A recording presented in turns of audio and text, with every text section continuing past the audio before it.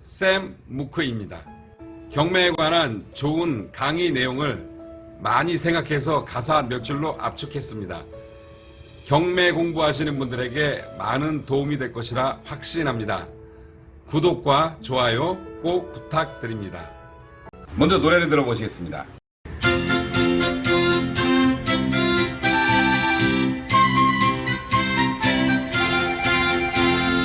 대학력 인주사 요렇게 우선 면제 보증금 확정일자 커트라인 안에 든 소액 보증금 일부 최우선 면제.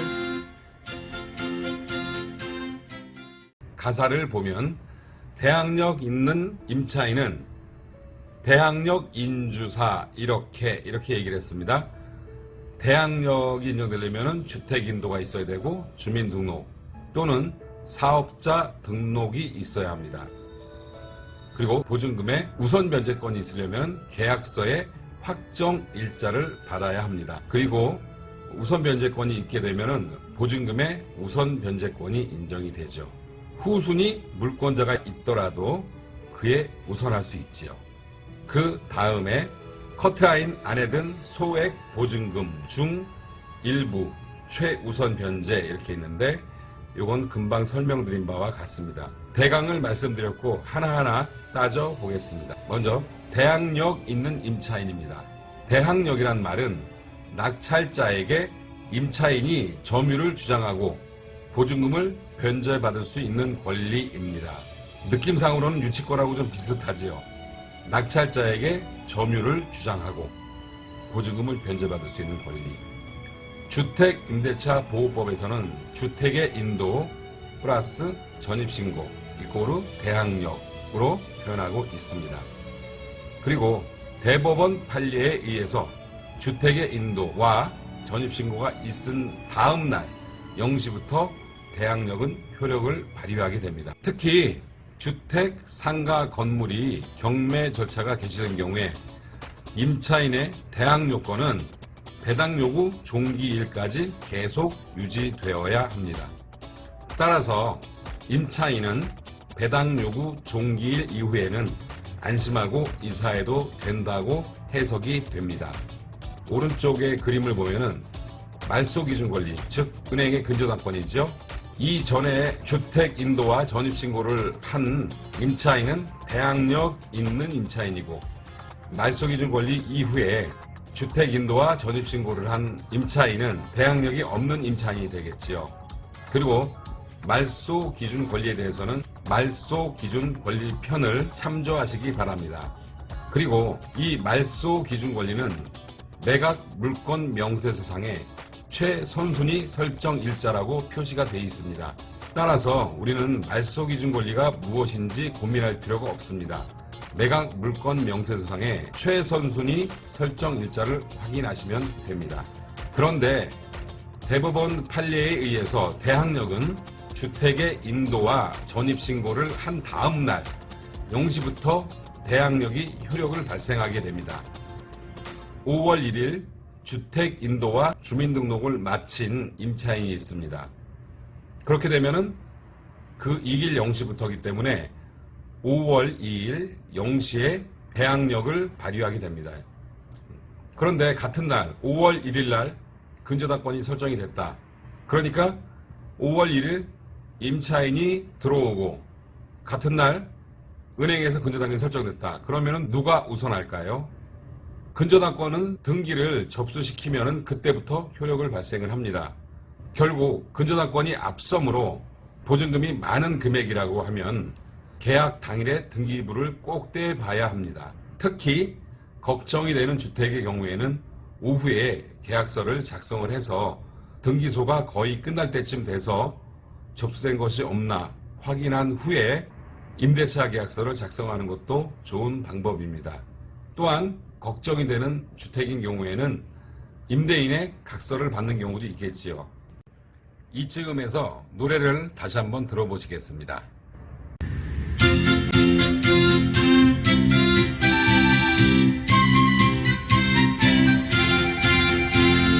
대학력 인주사 요렇게 우선 면제 보증금 확정일자 커트라인 안에 든 소액 보증금 일부 최우선 면제.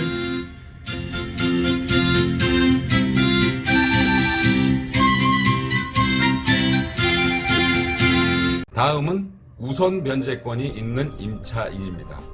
우선 변제권은 기본적으로 대항 요건이 있고 확정 일자를 받은 임차인을 우선 변제권이 있는 임차인이라고 얘기를 합니다. 그리고 그 효력 발생 시기는 대항력의 효력이 발생한 시기와 확정 일자를 받은 날짜를 비교해서 늦은 날을 발생하는 시기로 봅니다. 그리고 우선 변제권을 계속 유지하려면 배당 요구 종기일까지 배당 요구를 해야 됩니다. 또한 배당 요구 종기일까지 대항력 요건을 유지를 해야 할 것입니다. 오른쪽 그림에 절차를 간단하게 적어놨습니다. 먼저 대항력이 있고 확정일자가 있는데 대항력은 주택 인도와 주민등록이 있는 것을 대항력이라고 얘기하고 그리고 계약서를 등기소나 공증사무실에 가서 확정일자를 받아놓게 되면은 우선 변제권이 생기게 됩니다. 대항력이 있고 확정일자를 받은 임차인은 직접 배당 요구를 하거나 또는 직접 경매 신청을 한 경우에 경공매 시에 다른 후순위 권리자보다 우선해서 배당을 받을 권리가 생기게 되는 것입니다. 제가 대항력과 확정일자를 갖춘 임차인이 경매에서 배당 요구를 하거나 경매 신청을 한 경우에 배당 절차에서 다른 후순위 권리자보다 우선하여 변제받는다고 말씀을 드렸습니다. 이와 관련하여 대법원 2013년 11월 14일 선고 2013-27831 판결에서 임차인이 스스로 경매를 신청하였다면 특별한 사정이 없는 한 대항력과 우선 변제권 중 우선 변제권을 선택하여 행사한 것으로 보아야 하고 이 경우 우선 변제권을 인정받기 위해서 배당 요구 종기까지 별도의 배당 요구를 하여야 하는 것은 아니다 라고 판시했습니다. 즉 임차인이 경매 신청을 하게 되면 경매 신청 외에 따로 배당 요구를 하지 않아도 배당을 받게 된다는 말입니다. 그런데 가끔 대장과 실제 상황이 다른 경우가 많이 있습니다.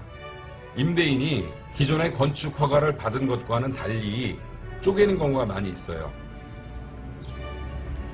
대장에는 401호와 402호 두 가지가 있는데 실제는 이것을 두 칸씩 나눠서 401호, 402호, 403호, 404호 이렇게 나눠서 세를 놓는 임대인들이 많이 있습니다.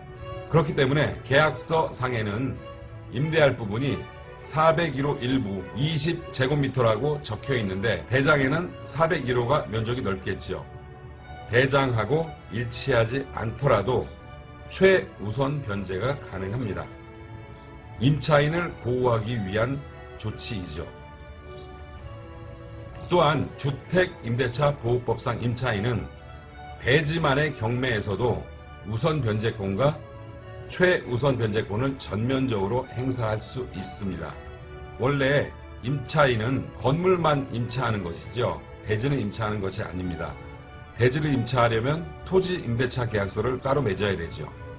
이 건물에 임차한 임차인도 대지가 경매될 때 그 대지의 매각 대금에서 우선 변제권과 최우선 변제권을 전면적으로 행사할 수 있다는 말입니다.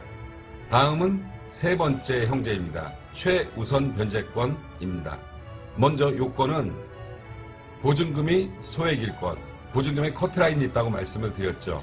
그리고 그중 일부를 최우선 변제를 받습니다. 소액보증금 임차인이 최우선 변제 받는 범위를 설명드리겠습니다. 먼저 최우선 변제를 받기 위해서는 경매 개시 결정 전에 대항력이 있고 배당 요구 신청을 해야 된다는 것은 이미 알고 계실 테고요.